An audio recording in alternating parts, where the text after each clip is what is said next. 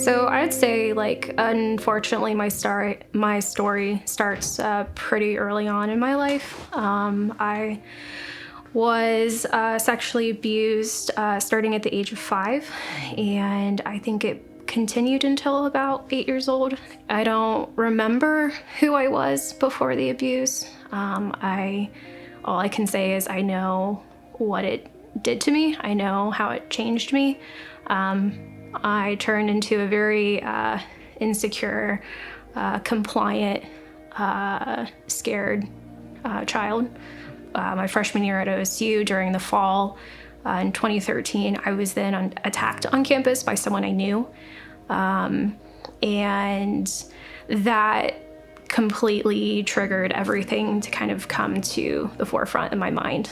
Thinking back and reflecting on this, I've realized just how many stepping stones kind of had to be created for me to really even begin to finally process through my abuse. So I think the first turning point for me was actually coming to this church.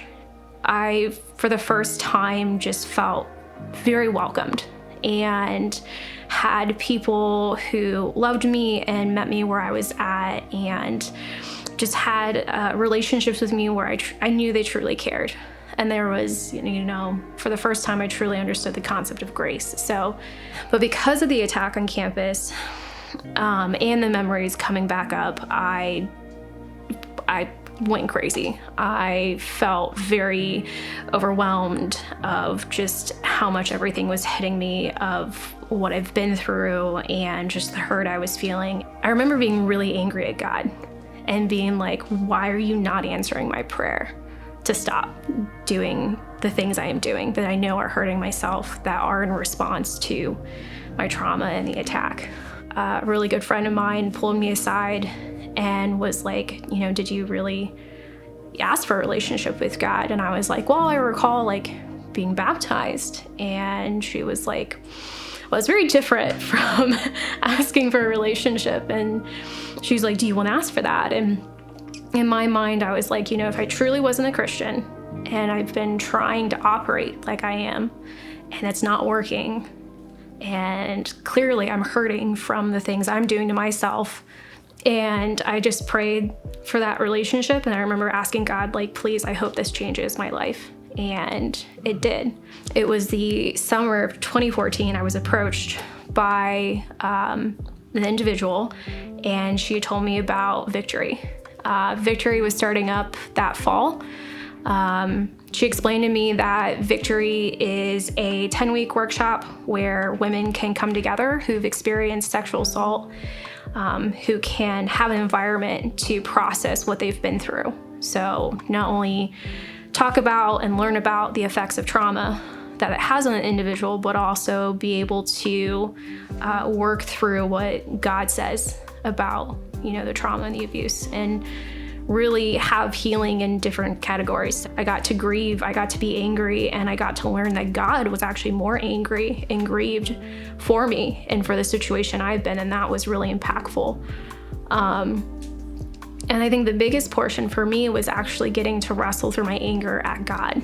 I knew all these things about God. I knew that his character, he claimed to be good.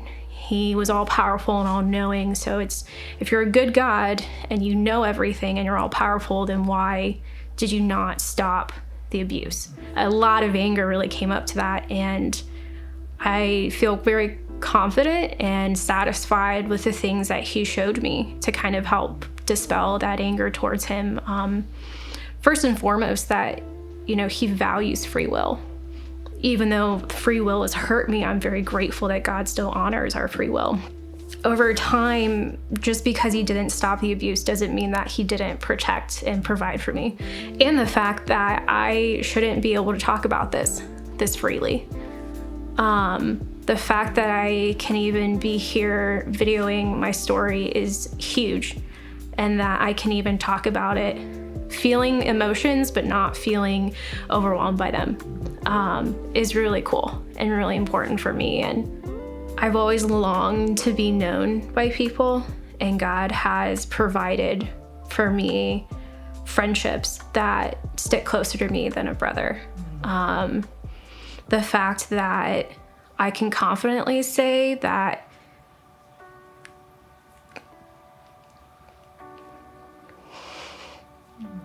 I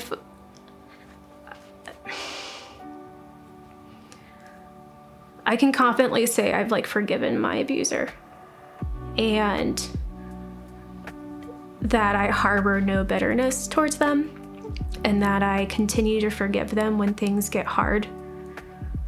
And the fact that I actually know they're a Christian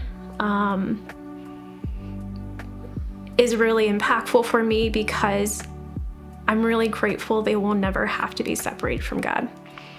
And the fact that they get to see God one day and experience true forgiveness is something is only because of God that I could feel this way. And the fact that I could have a relationship with them one day in heaven is pretty remarkable.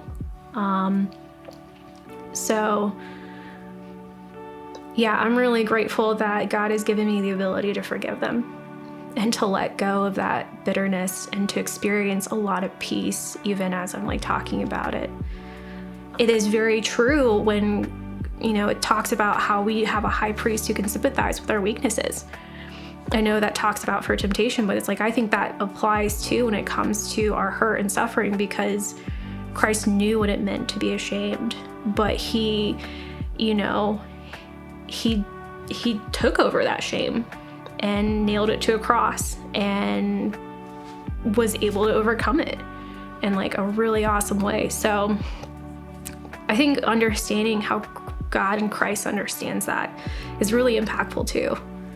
Of it's like, God's not this like being who's out here doing whatever he wants to do, and we're just kind of meandering around trying to figure it out. He experienced shame and physical abuse.